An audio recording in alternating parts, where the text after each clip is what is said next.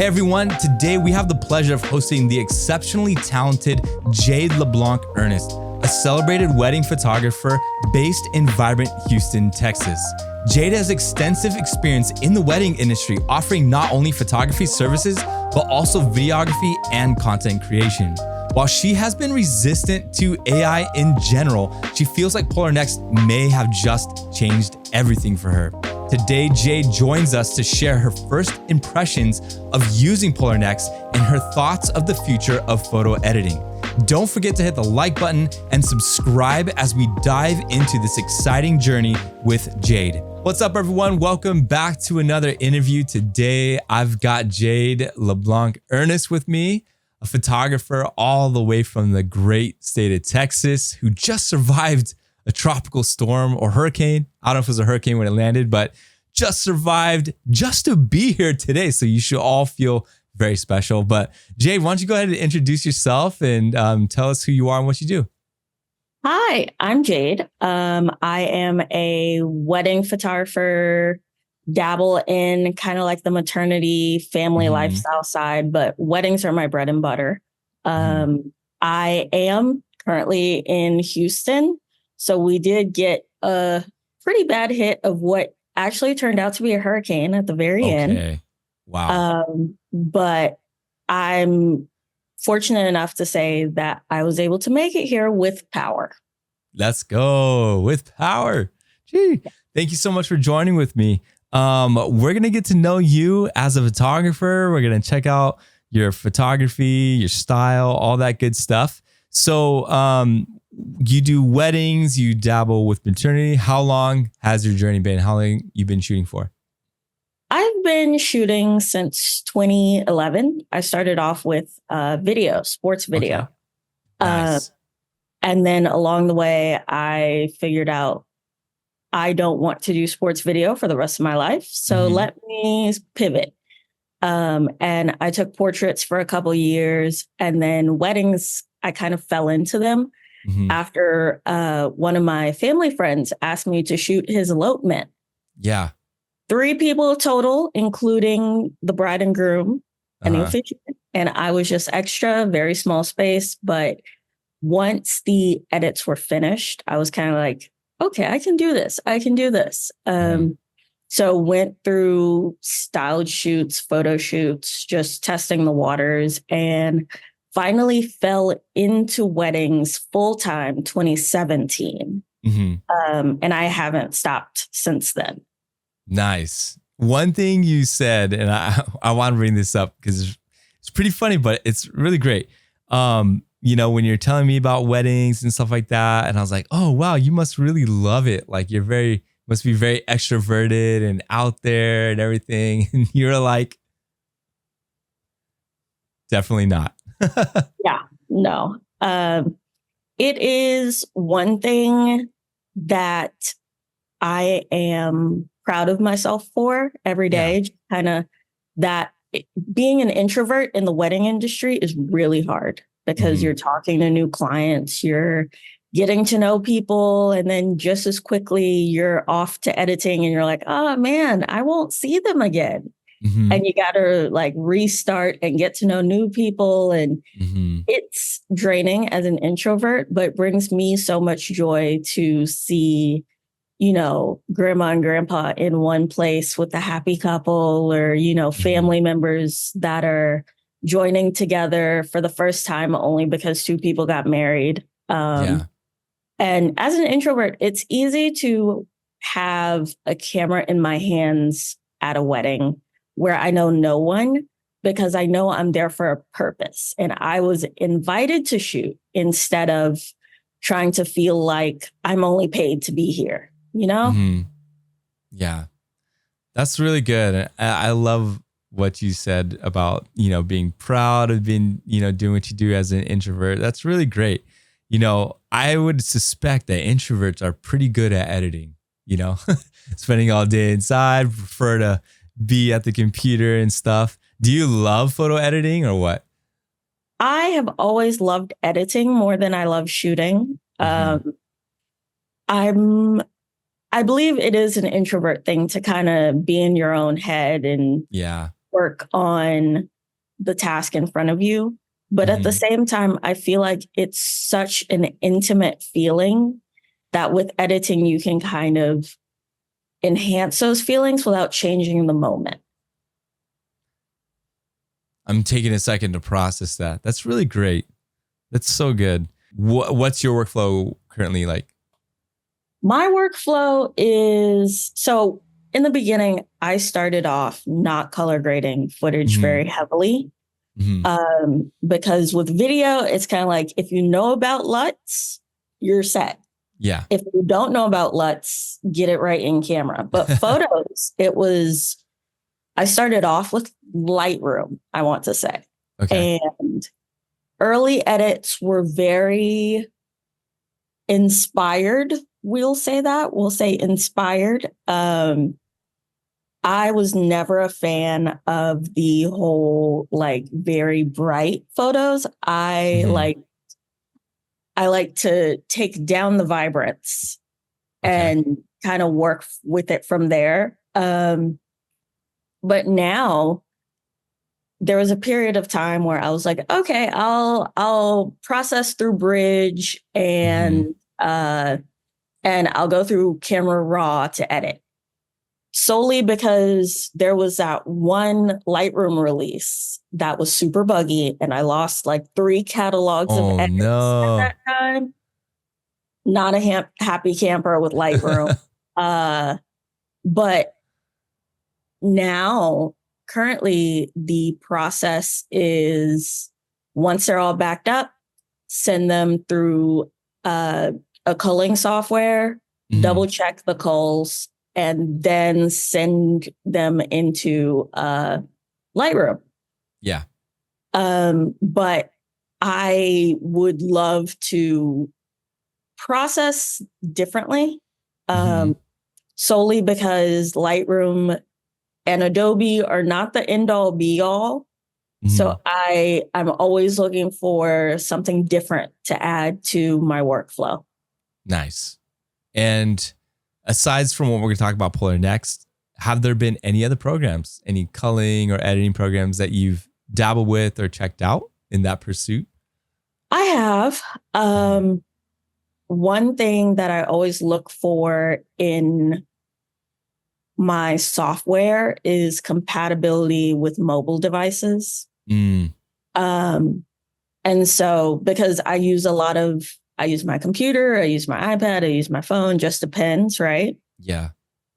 So lately I've been focusing more so on the computer aspect and getting it right there before going anywhere else with it. I've tried, I want to say Imagine AI, Capture One, obviously Lightroom, mostly for editing. When it comes to culling, I have used and stuck with Aftershoot. I love a good Aftershoot editing session or culling session where I don't really have to watch over it until it's done. Yeah. And to a degree, I'm an AI hater, but to another degree, I can appreciate where AI is going to take us. So that whole AI trend is definitely, it definitely plays a part in the programs that I use and the programs that I'm looking at. That's really good. Before I jumped in with Polarr Next, I mean, I still am a wedding photographer. It's weird I say that. It's like, I'm still doing it. But yeah, before I jumped into the Polarr Next, like very similar to you, I spent a year with Capture One.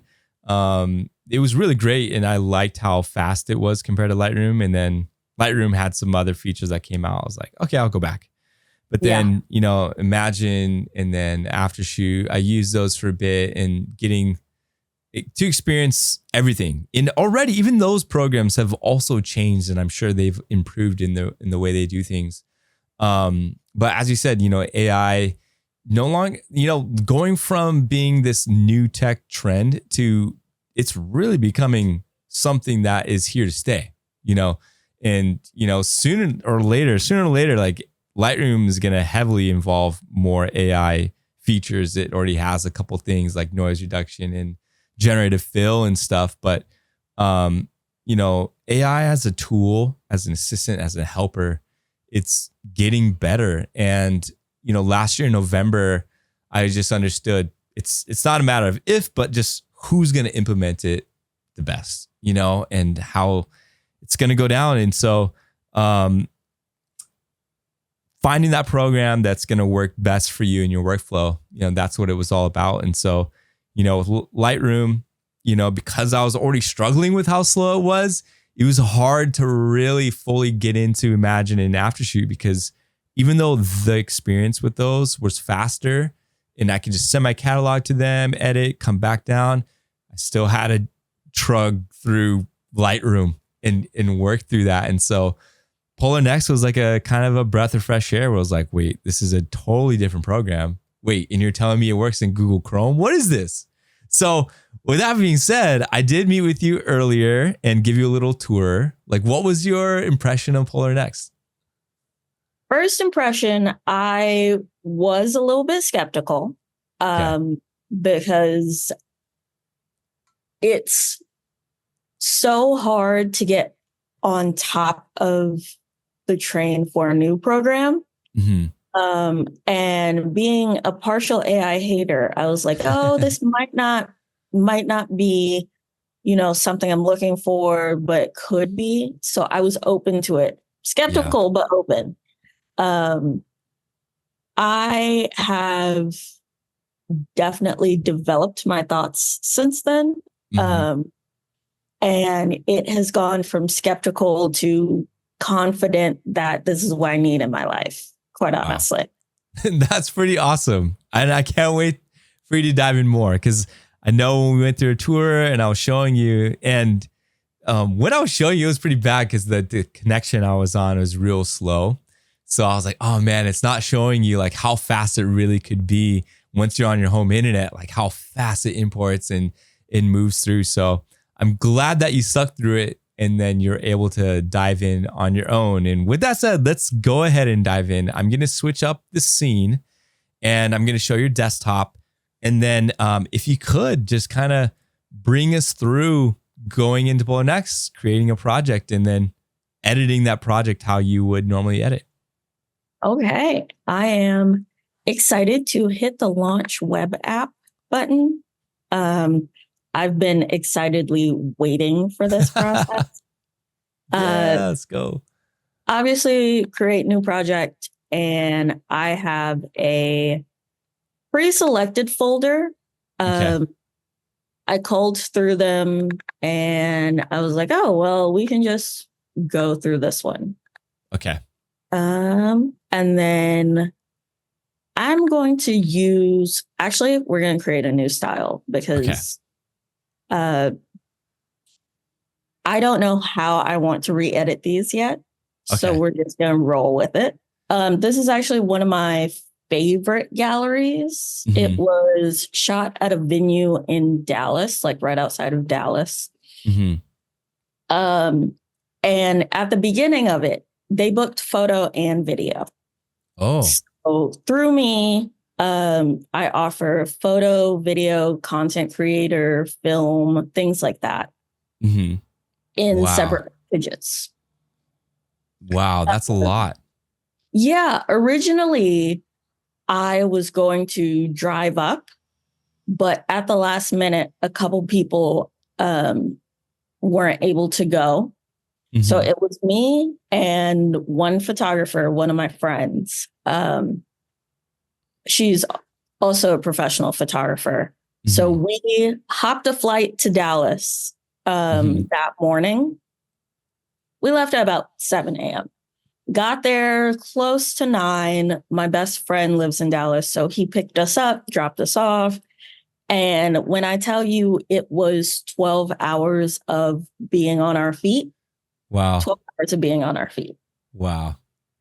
I wouldn't trade a thing for it. They were so happy about everything. And this was video, photo, and content? Yep. Everything. Wow. And look at you, like all introverted, but you're like, I wouldn't trade a thing. You're in there doing your stuff. That's awesome. Yeah. It came out to be a lot more draining than I thought it would be, because as soon as I hopped the flight back, like the first flight back the next morning, I had another wedding in Houston. Oh, wow. So I got off the plane, switched some batteries, went to the venue for the next wedding, and it was stressful. But again, it's, as an introverted person, it's almost like an adrenaline rush from being around people and being excited to get that adrenaline rush, and then be tired later. Tired is fine. Wow. All right, there we go. And so the import speeds on this is a little different because you are importing it from the external. So definitely not as fast as like, importing straight from your boot drive or SSD, but still definitely great. And you don't have to create previews or anything. Once it's imported, there you go. Wow, this looks great. Thank you. It's I'm actually surprised at how it looks now, because when I started, it was I was editing on a PC, so the colors were different. But I came back to Mac, and it's just surprising to me how close the colors actually are. But we have the suggesteds at the bottom here, and I am actually excited to make some changes. I always tinker with these things. But over on the left, I actually uploaded some of the presets that I use. Yeah, I see them. So I have a loving relationship with the Beba Vowels presets. Beba. I was gonna say, who is that? Yes, Beba Vowels number 3, I want to say. I bought them and I have been obsessed with them. I use them as my base for photos. That's awesome. Solely because it starts with the look I'm going for. Yes. But not the look I want to finish with exactly. So it's a great, great starter. Good. And so you've got auto lighting white balance on. I saw that it processed that, and it looks really great right here. And then I believe you also have, when you apply this preset, it should apply to all the images. Yeah, there you go. Yes. And then on top of that, it'll also do lighting and white balance again. Yes. Which you can turn off if you don't want it to do that. Honestly, lighting and white balance is the thing that takes the longest for me.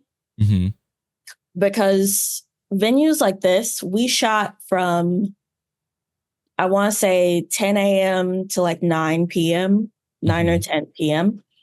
And so everything was so starkly different because it's an indoor-outdoor venue. Yeah.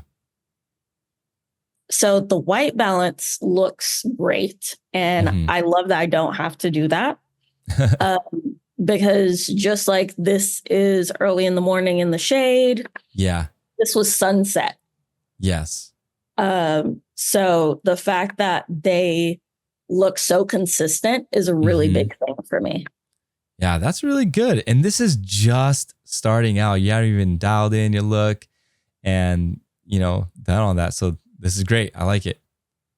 I am in love with it. I'm just in love with it. I like that. I like that it's not slowing my computer down. Yes. Yeah. That was one thing I discussed with someone else. She's like, yeah, it's one thing to have the ability to do AI and everything like that, but then also having a Lightroom open, just makes your computer so slow and it can use a lot of processing. Whereas she's like, I love that I can do this in Google Chrome and it's just so lightweight. Yes. That is probably one of my favorite things about it. Okay. And so that's the before and after with just touch-ups. And I'm just over the moon about it because I want to give it a clean look. Yeah, that definitely looks clean. I like that. And I love going back through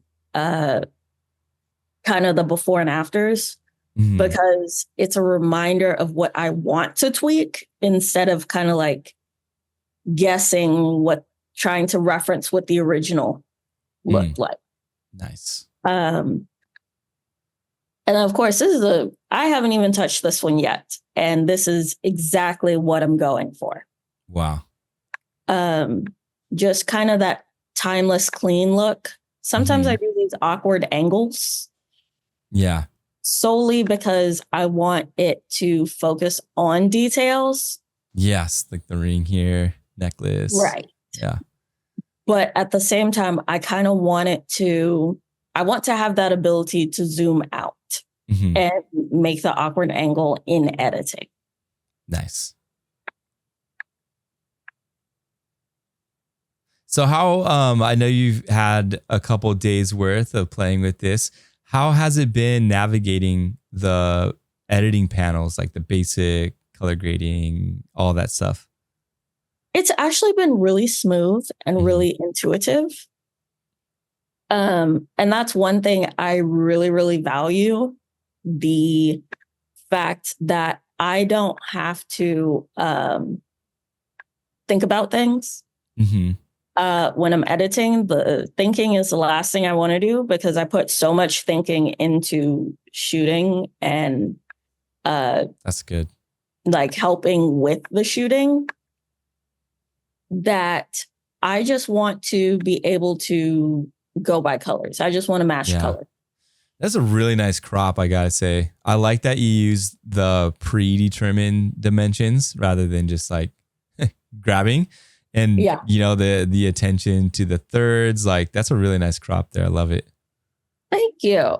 I was not formally trained in photography or videography. Everything I did, I had to learn myself until I got to college. Then it was like, okay, well, we can get a little bit more technical. So once I ended up doing that technical aspect, I learned how to really put together some of the things I knew.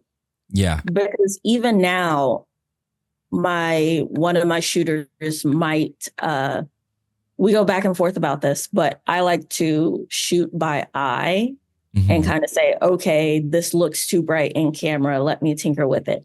And he uses the histogram. Okay. And so it's interesting to see what everyone uses, honestly, because it's working towards the same result, but the way you got there isn't the same. Correct. Kind of like a math problem. I was never able to show my work. It's always, well, the answer is 2, so I don't know why you're not accepting that, you know? Yeah. Every now and then I'll have a straggler where it's a little bit harder to match the colors. And this one is especially difficult. Yeah, you have all the orange on the left side of the picture and the light on the blue side of the picture, or blue on the light side, the right side. Yeah. Yeah. That was literally going through my mind, you know, to deal with the different white balances from the lights indoors, the outside light. So being able to find the balance there. Yeah. Yes. My go-to is turn down the contrast so they're not battling as hard. And kind of make the adjustments for the dress before going for the surrounding location. You want that dress to look like the dress. You don't want that thing having all weird kind of colors and stuff on there. Right. Makes sense. Because people are looking at the dress more than they're looking at the background. Very true. Very true. And the before and after, of course, the dress looks a little bit more blue here. And I'll warm that up so it looks more white. Yeah. But obviously, these are things that the editors think about when they're kind of being introverted alone in the house, how blue or how orange do I want the dress to be? Mm-hmm. But these are definitely things I look at during the time that I am shooting. Yeah. And try to minimize the problems later on. Mm-hmm.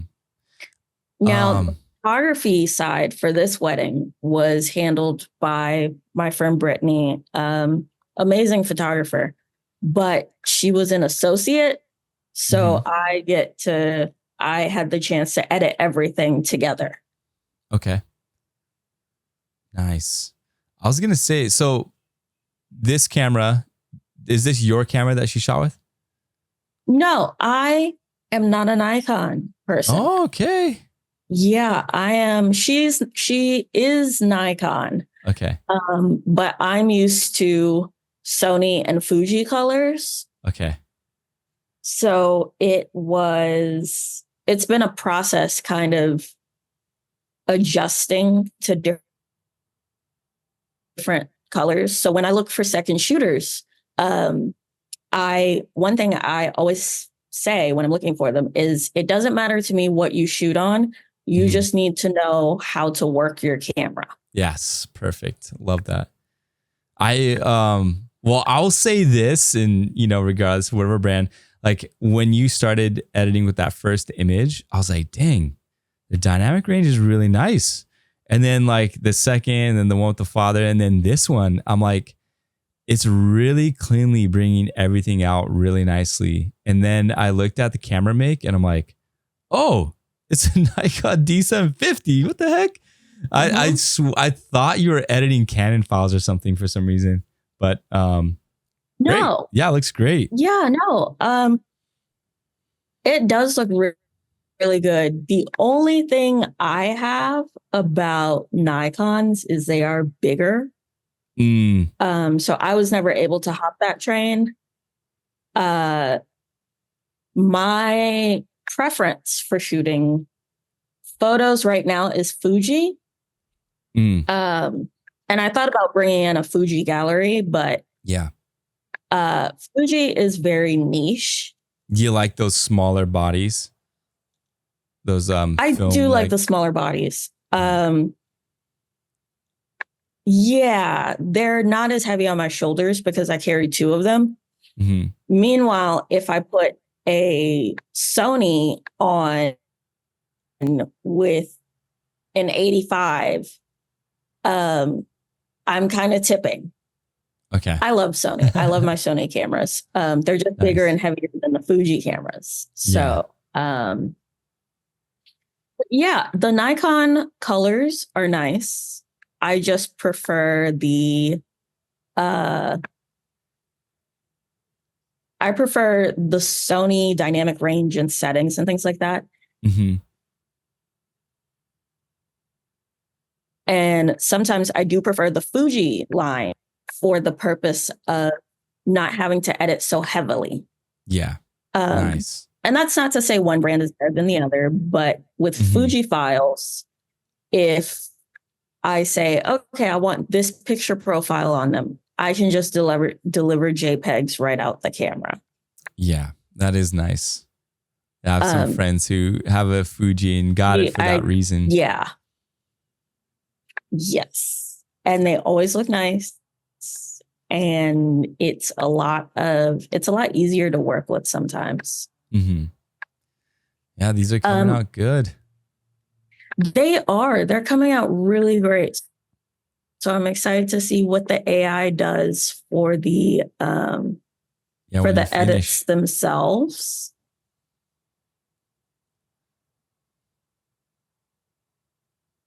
And this is when I would take down that vibrance. Mm-hmm. So the Biba preset. Beba. When you brought them in and started using them, did you notice a difference between how they look here versus like how they would look in Lightroom?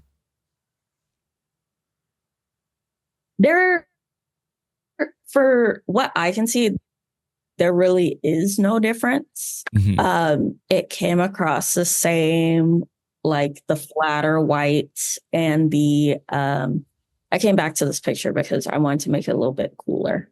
Okay. But the flatter whites, and it's not very, like the vibrancy isn't pushed because of the way the curves are. And so compared to Lightroom, it looks very similar. Okay. To the point where I can't tell you if you put them side by side, put one in through Lightroom and put one through, that's why I need to turn things down. Okay. Put one through Lightroom and put one through Polarr, and you can't tell the difference. That's good. Now with this photo, it is a little bit more difficult. That looks good now. It does. It really does. I like that it's not as bright and vibrant. It fits my style more to where the highlights aren't blown out. And it's a little bit darker. Yeah. But also bringing down the contrast to make it a little bit easier on the eyes to see that kind of change in shade hue. Yeah, you really transformed this. You got like highlights and whites down, contrast exposure, but it looks great. Yeah. It does. It really does. That's one thing that that I've been obsessed with the program, just the platform in general, just being able to see such a difference between these two. And I haven't even touched it yet. And that's what I enjoy. I enjoy editing, but having to essentially edit by hand every photo in the process isn't always fun. Yeah. Even with presets applied, it feels like one by one to match the photo before it. Yeah. And to have to do that in Lightroom, you know, doing the batch syncing, you know, it could take quite a bit of time. But, you know, with Imagine and Aftershoot, sending in your thing, getting your whole catalog edited by the cloud, getting it back, you know, you still got to go through one by one to adjust them. You know, make sure they're good. Even if they came out really great and nailed it, you still got to crop, adjust and stuff. So you still that hands-on, but I'm anticipating once you hit finish on this, it should do a really good job adjusting the other images. I think it will. That's one thing that I tried to pick this gallery for, is the difficulty in brightness, saturation, just overall the mood of the event was so different in these different parts of the day. Yeah. And I wanted to see how it would be handled on the platform. Yeah, in this one too, you really took on this one to town, and like you handled it. I mean, you look at the raw and it is just dark, got different lighting sources, and you just really brought it out. Wow. Yeah, that's the power of a white dress. But one thing too, you know, a lot of, I'll say this, I haven't talked to every single Polarr Next user, but for those who are afraid, you know, getting into a different program like this and applying your preset and then getting different results, you just bold right through and you're able to like bring it back to your look. And I hope more people can do that, you know, because there will be differences, you know, it'll handle a little different than Lightroom, but as I'm watching you edit these, like you're just cranking it right back to your look, and now you have a solid thing. Like what you could even do is even create a new preset, and you can call this your Beba Polarr, you know, like it's the one specific for Polarr Next, and then you can use that as your base or whatever. But yeah, I I love the ease of it. Mm-hmm. And I think it's only so easy because of the time that I've put into figuring out my style. Mm-hmm. But at the same time, even if you don't have a style, if you just know what you wanted to do for a couple of photos, then it gets so much easier for the rest of the photos because you're not having to repeat it. You're just training AI to help you with it. Yeah. Very, very true. All right. I have finished all of the ones I want to edit. All right. And now you just got to mark them as references. So you could go one by one and hit the M key or toggle. What you could do, shift click and then press the M key and it will mark as a reference all of them. Bam. That's exciting. I love that. That's very exciting. All right. So here we go. We're about to finish it up and it's going to edit everything. The rules is you got to give us your feedback. So if your honest feedback. So if the results come back kind of not what you're looking for, then let us know. I will. I definitely I'm a stickler for consistency. Mm-hmm. But I know that with a harder gallery, it's easier to know how well it really does. Yeah. It really made those ones dark. I was just looking at, and I'm wondering what happened. I wonder if you gave it more references from that time frame, perhaps it could have done a better job because you really changed things up with that. So I did. But that's okay because you can go in, make those adjustments, mark it as a reference. And what is that? These things? Silly string? It's those strings, the popper strings. So you just throw them in the popper right there, and then it comes out as string. That's crazy. Very easy to clean up.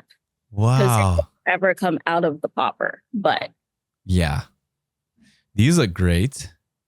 These look stunning. You can see, there's some little off ones there, little difference in the white balance. So we don't have to go through them all, but I would like to go through the ones that you can start adjusting already and then mark them as a reference and see if the AI can update them. So the great thing is you don't have to wait for it to fully process. You can just jump right in. Yeah. So what I would suggest, what you could do is that reference you did, copy those settings, just kind of like how you do in Lightroom, copy them and then paste them and then mark that as a reference. And then as you get going with that, I would think that 2387 is maybe the start of them. Mm-hmm. Maybe go from there and paste those settings on it and then mark it as reference and then see if the AI will start to update the following images. There you go, much brighter. And then adjust it to what you need. There you go. And then still a little darker. Real quick, go back to the 2396. 2396. And then on the left-hand side, go below your presets, go to the history.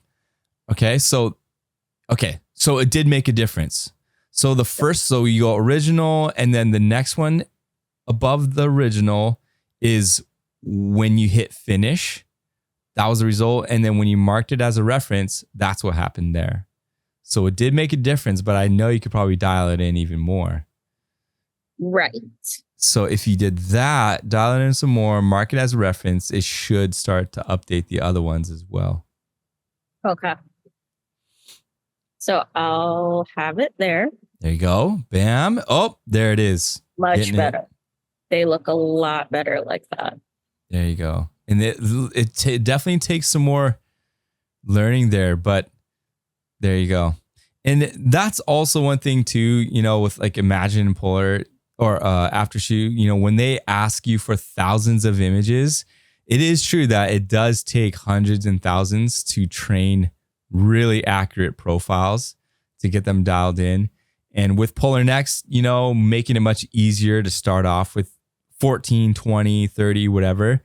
But as you go, because again, you will go through in Lightroom, even after you send it to Imagine, whatever, you will go through, adjust. But with Polarr Next, you can see that feedback happening in real time. Yeah. Yeah. And in a fast program. Easier.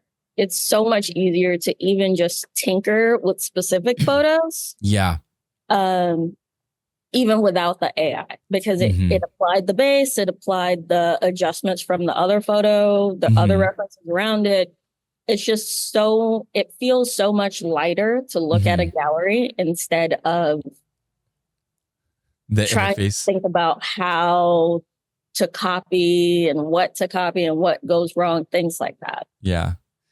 Yeah. And as you were talking, I mean, it just finished up processing too. So now like, you know, you don't have that extra processing going on. You can just focus on what you're doing. The one you just did, sorry, can you go back to that other one?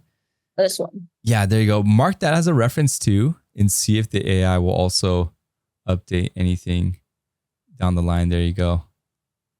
Nice. Oh, perfect.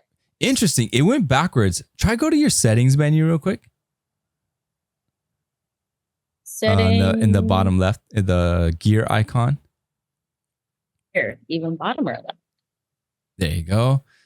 So very interesting. Okay, so people, we are in open beta. We do have forward only reprocessing on, but when you mark that as a reference, I did see it go backwards. It did. So what you could do is like a quick refresh if it bothers you. Quick refresh, and then it should go back. But it actually doesn't bother me. It did a really good job cleaning up some of the more, some of the ones in the back that were. Actually, I want to turn that off. Okay. Just to see how it goes. Okay. Just going to paste some edit settings and tinker really quickly. Sometimes I tinker with colors to match skin tone. Okay, it went back. Perfect. There you go. That is perfect because that's exactly everything I was looking for in that section. Try go back to the grid view and now let's look at it. That's a super cool house. I like that. Is that a house or like a property? It's a property. Okay. But those are all rooms. Wow. There you go. Now it's looking a lot more cohesive as well. Yes, it is. So even with this one, just taking down that vibrance and marking it. Yep. Nice. When I tell you I am in love with this, I am excited to really get my editing to a point where I don't have to really do deep dives into every single photo. And so Polarr is exactly what I've been looking for to help me get to that point where not every photo needs a huge amount of adjustments, even after I applied presets and such. So I definitely want to see. I love when styles are learned. Because it's just, I have to talk about this. The auto straightening. Okay. Godsend. It is a godsend. Nice. I cannot tell you how many times I've had to literally just go picture by picture because in Lightroom, it doesn't straighten each individual picture. It just goes by the ratio and the degrees in which you straighten that original picture. Yeah. So considering sometimes I'll shoot like this and hold up a content phone in my other hand, it has blown me away with the straightening alone. Just that alone. Good. Nice.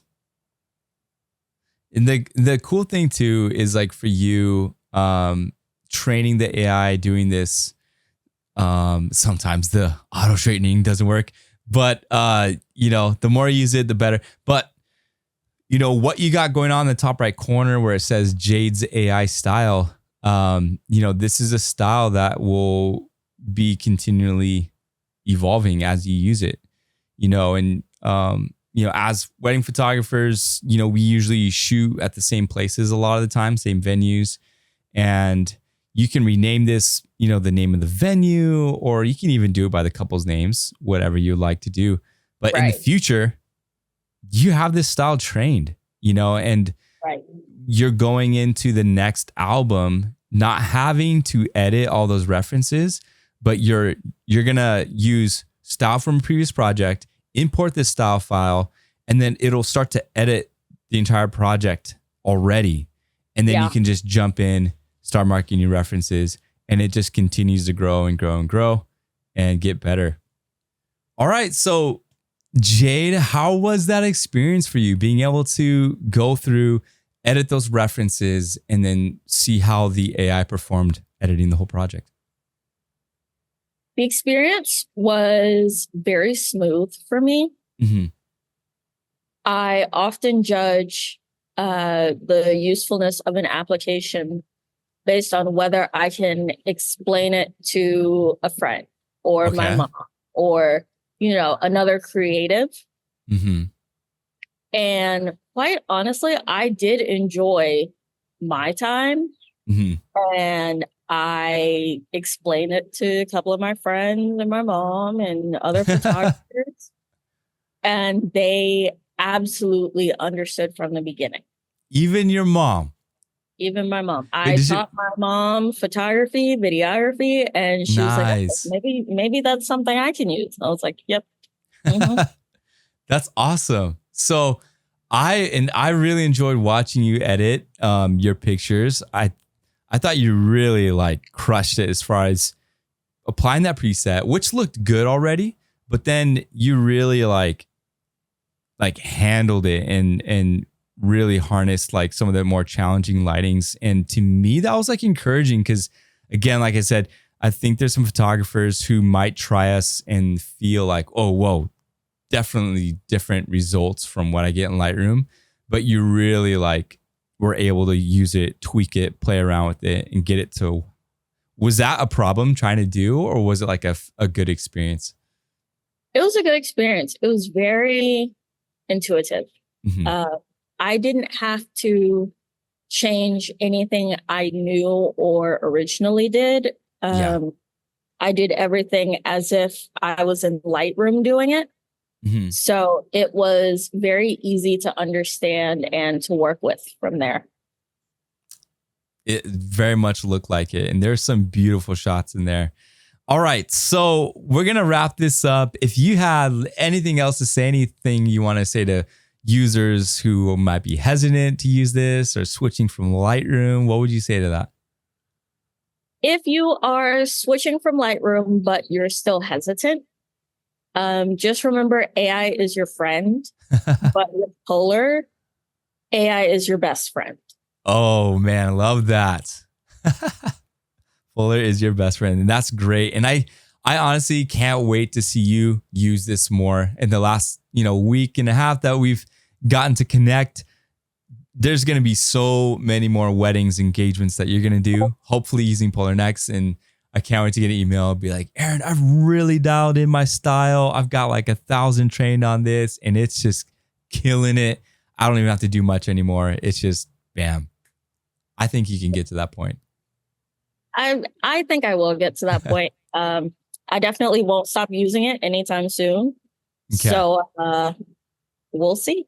Awesome. Well, if you encounter any bugs, any new feature requests that you want, anything that we're missing, feel free to email me. Our team we really listen to your feedback. We'll watch these videos and listen and really want to make sure that the user experience is what you expect, what you're looking for in a program, something like this. So thank you, Jade. Appreciate your time and working through everything with me. Really appreciative of it. Thank you. Thank you. I'm so glad I had this experience with you guys. Awesome. Okay. We'll connect again in the future. Hopefully bring you back on another video. We'll see. But have a good one. Thank you so much. Bye-bye. Thank you all for tuning in today, and a big shout out to Jade for diving into Polarr Next with us. If you're interested in trying out Polarr Next, be sure to click the link below in our video description. It's completely free to import and edit your photos, and you'll also get 2,000 free export credits worth $100 to see if this program improves your editing workflow. We're also excited to introduce a new monthly live stream segment where we'll be offering tips on photo editing and answering your questions live. Our next session is on July 24th at 11 a.m. PST, so save the date and join us for an interactive and educational experience. Remember to like this video and subscribe to our channel to stay updated with our latest content. I'll see you on the next one.